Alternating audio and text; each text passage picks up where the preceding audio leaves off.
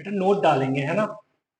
मैं तुमसे मैं तुमको कुछ लिखवाना चाहता हूँ है ना, जो कि बहुत इंपॉर्टेंट है, नोटिस करना। फर्स्ट अगर मैं तुमसे बोलूँ 1 + 2 + 3 and so on up to n, सभी जानते हैं sum of first n natural numbers is nn+1/2, है ना। जाने अनजाने में हमने कितने सारे क्वेश्चंस कर लिए, बट नोटिस नहीं किया कि एक्चुअली में बेसिक था क्या। ये nn+1/2 था, बट इंपॉर्टेंट क्या है, इसको ऐसे देखना, ये इंपॉर्टेंट है। ठीक है, n² + n/2। उनमें से बहुत बच्चे तो आज ही इसको नोटिस कर रहे हैं। 1² + 2² + 3² ends on up to n², क्या है nn+1 2n+1/6। बट ये तो बचपन से देखा है, नया क्या है, नया ये है, मतलब 2n³ / 6 + 3n² / 6 + 2n/6, मतलब n³ / 3 + n²/2 + n/3। Third 1³ + 2³ + 3³ ends on up to n³ is n² nn+1/2 का होल स्क्वायर, जिसको हम लिखते हैं n² × n+1 का होल स्क्वायर बाय 4। इसको भी एक्सपांड कर लेते हैं, तो अंदर आ जाएगा n² + 1 + 2n/4, मतलब ये हो जाएगा n⁴/4 + 2n³ / 4 + n²/4, और थोड़ा सा अच्छे से लिखते हैं n⁴/4 + n³ / 2 + n²/। क्या मैं बताना चाह रहा हूँ तुमको, क्या नोटिस कराना चाह रहा हूँ, वो ये है कि देखो sum of first n natural numbers में अगर n की बात करें तो डिग्री हाईएस्ट 2i, और जो हाईएस्ट डिग्री है उसका डिनोमिनेटर भी 2 ही है। ठीक है, मतलब n²/2 + n/2, right. 1² + 2² + ends on up to n² का जो जो डिग्री आई हाईएस्ट वो 3 आई, और जो हाईएस्ट डिग्री है उसका डिनोमिनेटर भी 3। ठीक है, यहाँ पे देखिए 1³ + 2³ ends on up to n³, इसका जो हाईएस्ट डिग्री आई वो 4 आई, मतलब एक ज्यादा आ रही है ना, हर केस में देख रहे हैं एक ज्यादा आ रही है। और जो हाईएस्ट डिग्री है उसका जो डिनोमिनेटर है वो सेम है, जो डिग्री है वही है। कल को अगर मैं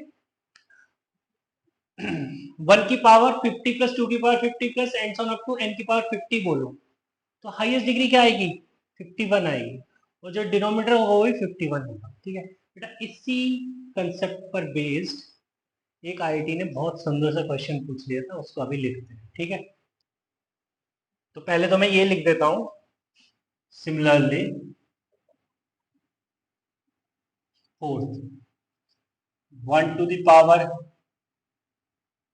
a + 2 a and so on up to n⁴ a, क्या बनना चाहिए ये, n⁴ a + 1 upon a + 1 plus n⁴ a by lambda plus dot dot dot dot, है ना, या plus n⁴ a - 1/μ plus dot dot. ठीक है, अब वो क्वेश्चन लिखते हैं। चलिए बेटा, तो मैंने क्वेश्चन लिख दिया, मैंने वो क्वेश्चन लिख दिया है ना, जो आईआईटी जेईई में पूछा था।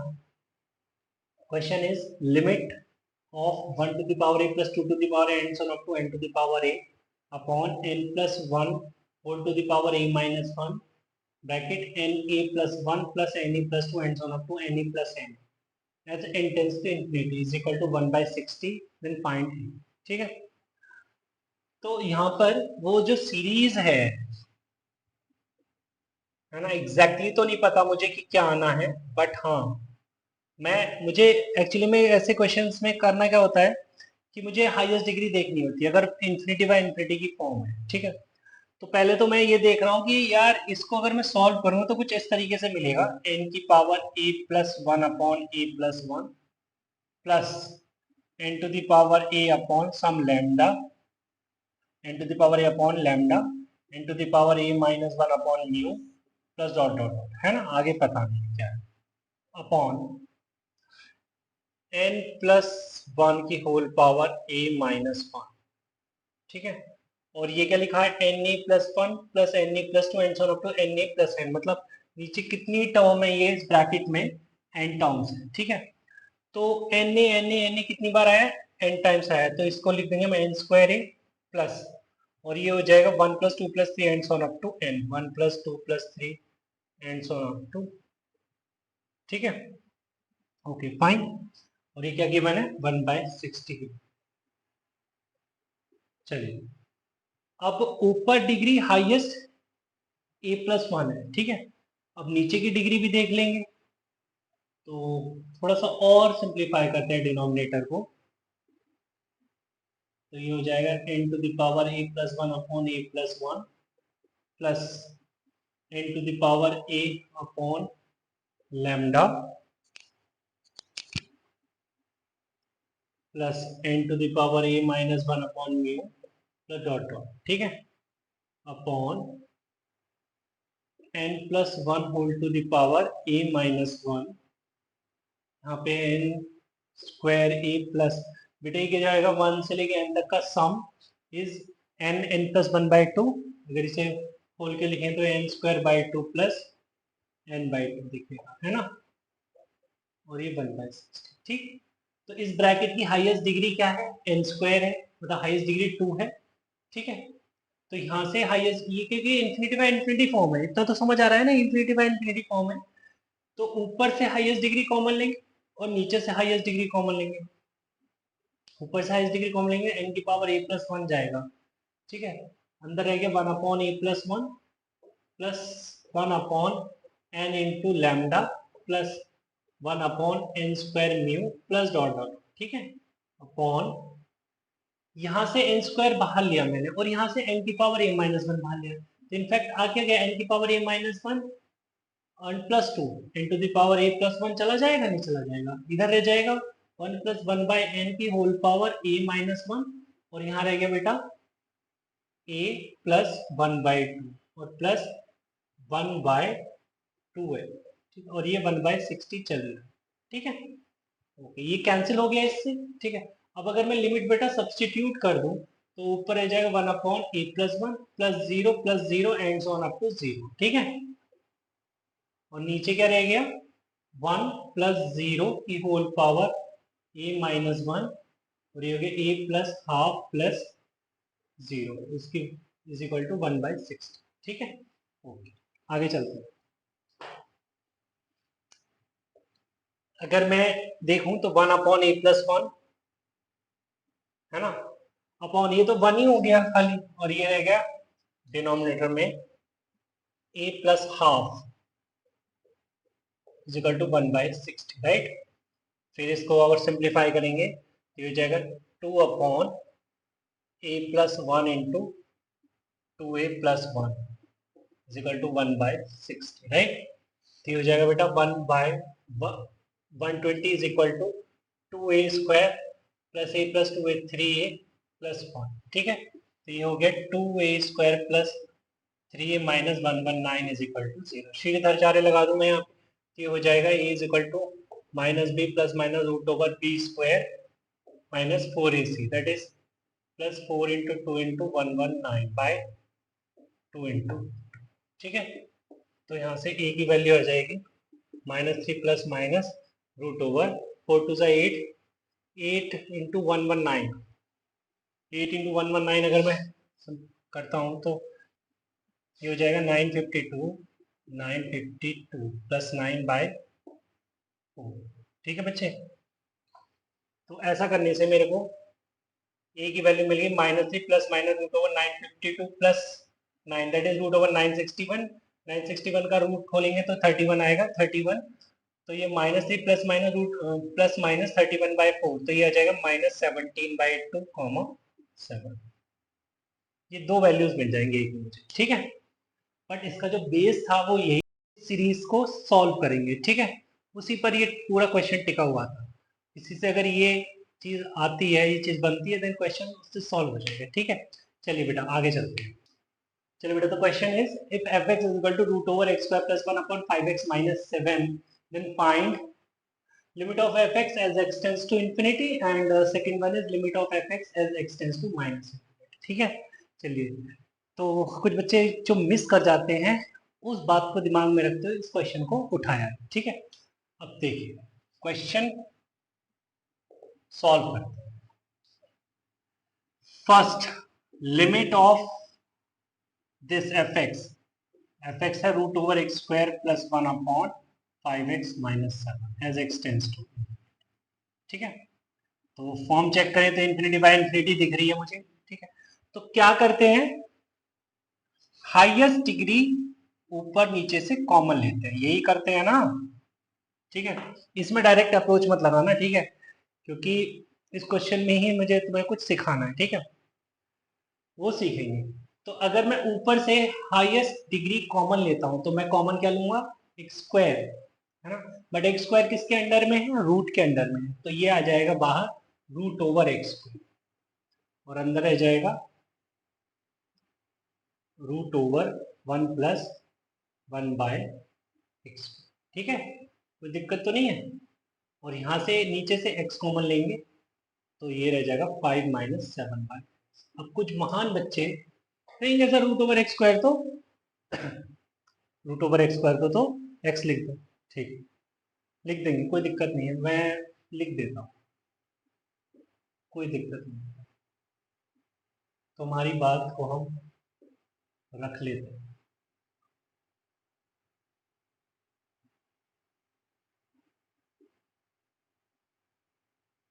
ठीक है। जैसा तुमने बोला वैसा हमने कर दिया, और ये कैंसिल हो गया, और लिमिट पुट करता हूँ तो √(1 + 0/5 - 0 हो जाएगा 1/4, ठीक है। सिंपल था, है ना। तुम ऐसा सोच रहे हो, मैं भी यही कह रहा हूँ, यहाँ सिंपल था, कोई बात नहीं। सेकंड करते हैं, तो सेकंड में क्या है, limit x tends to -∞, f(x) की जगह वही √(x²) + 1/5x - 7, ठीक। फिर से वही काम, ये ∞/∞ है, फिर से वही काम, लिमिट x टेंड्स टू -∞, है ना। और यहाँ से भी हमने √(x² बाहर निकाला, अंदर रह गया √(1 + 1/x², और नीचे x बाहर निकाला 5 - 7/x।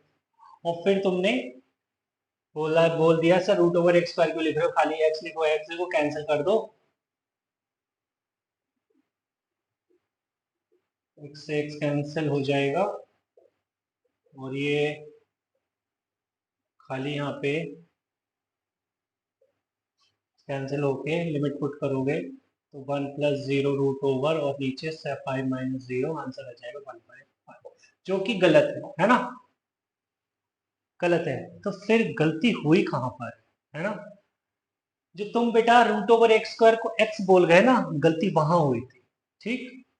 क्योंकि √(x²) x नहीं होता है, √(x² mod x होता है। ये बात क्लास 11th में अच्छे से बता दी जाती है ना, और याद करवा दी जाती है। तो √(x² ना mod x होता है, ठीक है। तो यहाँ पर जो है ना, ये गड़बड़ थी, ये यहाँ पर मुझे क्या लिखना था, limit x tends to ∞, mod x, और ये खाली √(1 + 1/x², और नीचे x, और ये 5 - 7। अब तुम जानते हो कि mod x क्या खुलता है, x भी खुलता है और -x भी खुलता है। ये डिपेंड करता है कि तुम्हारा ये x कैसा है, नेगेटिव है या पॉजिटिव है। तो हम यहाँ पे देख रहे हैं सेकंड केस में कि x जो है वो -∞ का अप्रोच कर रहा है, मतलब x तो नेगेटिव है, तो मॉड कैसा खुलता, माइनस के साथ खुलता है ना। तो यहाँ पे बेटा माइनस एक्स होता, राइट, और ये रूट ओवर 1 + 1/x² अपॉन नीचे आएगा 5 - 7, जिसके कारण ये एक्स एक्स कैंसिल होता बट माइनस दे के जाता, जिसके कारण आंसर आता -1/5। ठीक है, -1/5। सर इसमें कोई गलती नहीं हुई, इसमें गलती होती ही नहीं, क्योंकि यहाँ पे बेटा मॉड एक्स खुला, ठीक है, मॉड एक्स, चलो यहाँ पे नहीं, यहाँ पे रहेंगे, मॉड एक्स खुला, और क्योंकि एक्स जो है वो इंफिनिटी को अप्रोच कर रहा है, मतलब एक्स तो पॉजिटिव है, तो वो पॉजिटिव ही खुलेगा मॉड, जिसके कारण तुम्हें कोई फर्क दिखाई नहीं दिया। ठीक है, इसका आंसर बन गया। ठीक, तो ये बात छोटी छोटी याद रखनी। चलिए नेक्स्ट क्वेश्चन पर आते हैं।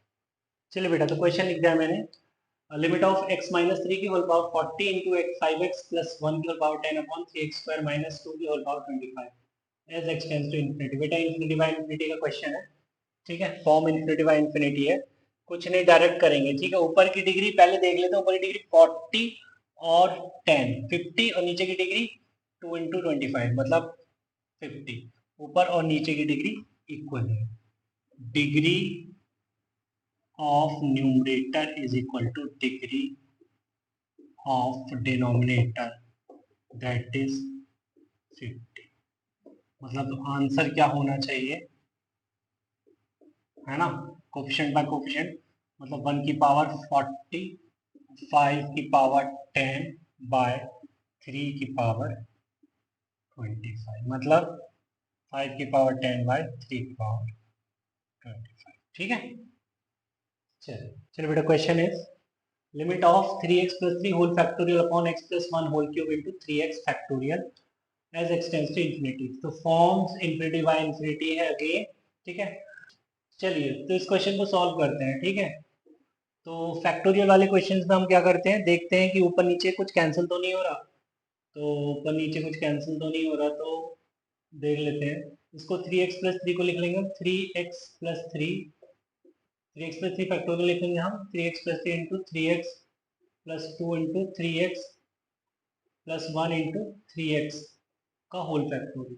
ठीक है, और ये x + 1 का होल क्यूब इंटू 3x का होल फैक्टोरियल। बेटा ये कैंसिल हो गया, 3x फैक्टोरियल 3x फैक्टोरियल। ठीक है, अब ऊपर डिग्री देखो, ऊपर डिग्री क्या है, 3 फैक्टर है, मतलब ऊपर डिग्री 3 है। ठीक है, और नीचे डिग्री 3 है, तो degree of numerator is equal to 3 is equal to degree of denominator. ठीक है, मीन्स जो आंसर होगा इसका वो कोफिशिएंट बाय कोफिशिएंट होना चाहिए, मतलब 3 इंटू 3 इंटू 3 बाय 1 का क्यूब, मतलब आंसर क्या होना चाहिए, 27। ठीक है, चलिए क्वेश्चन और लिखते हैं। चलिए बेटा, तो question is evaluate limit of ax to the power p plus bx to the power p minus 3 plus c upon a1x to the power q plus b1x to the power q minus 1 plus c1x to the power q minus 3 plus d1 where p and q are positive and a b c a1 b1 c1 d are constant। ठीक है, ये as x tends to infinity। ठीक है, बात तो बेटा x tends to infinity पर बात हो रही है। ठीक है, अब a1 ये जो है वो तो कांस्टेंट्स हैं। ठीक है, तो यहाँ पर कुछ केस बनेंगे। ठीक है, क्योंकि मुझे नहीं पता कि x तो इंफिनिटी को जा रहा है, अब हो सकता है कि p लेस देन q हो, है ना, ऐसा हो सकता है ना, ये तो पता नहीं, p पॉजिटिव बोला है बस उसने। अगर p लेस देन q हो गया, मतलब ऊपर की डिग्री नीचे की डिग्री से कम हो गई, तो आंसर तो 0 आएगा। बट अगर p ग्रेटर देन q हो गया, ऊपर की डिग्री ज्यादा हो गई नीचे की डिग्री कम हो गई, तो आंसर इंफिनिटी आएगा। और अगर दोनों इक्वल हो जाएंगे तो कोफिशिएंट बाय कोफिशिएंट आंसर आ जाएगा। ठीक है ना, तो यहाँ पे हम लिख लेते हैं, हियर 3 केसेस अराइज, है ना। Case 1, if p is greater than Q. ठीक है, फॉर्म तो ये इंफिनिटी बाय इंफिनिटी है ना, तो उस केस में जो आंसर आएगा वो क्या आएगा, इंफिनिटी। ठीक, इंफिनिटी आएगा। और माइनस इंफिनिटी भी आ सकता है, ऐसा क्यों बोला मैंने?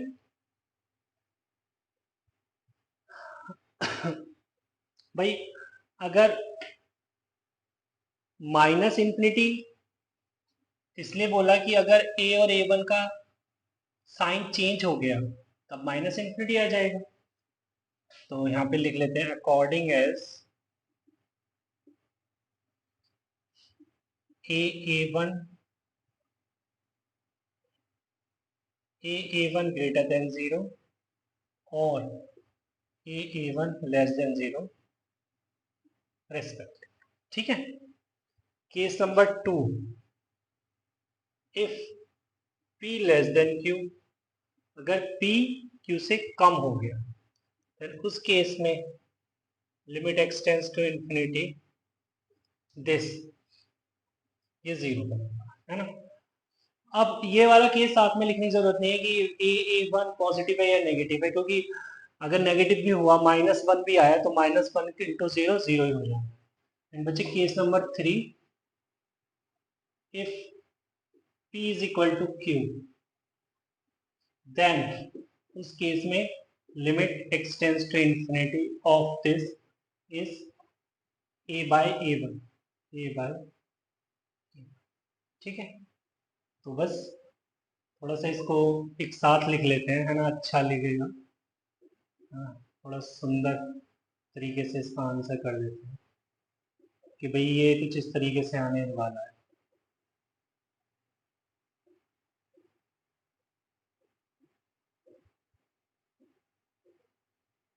ठीक है बच्चे, इज इक्वल टू ये आएगा infinity if P greater than Q and a one positive, minus infinity if P greater than Q and a one negative, zero if P less than Q and a upon a one if P is equal to Q। चलिए एक और question देता हूं मैं, इसी की तरह ऐसे ही आंसर देना है। ठीक है, चलिए क्वेश्चन लिख लेते हैं। तो बेटा ये क्वेश्चन जो मैंने लिखा है एज अ होमवर्क रहेगा तुम्हारे लिए।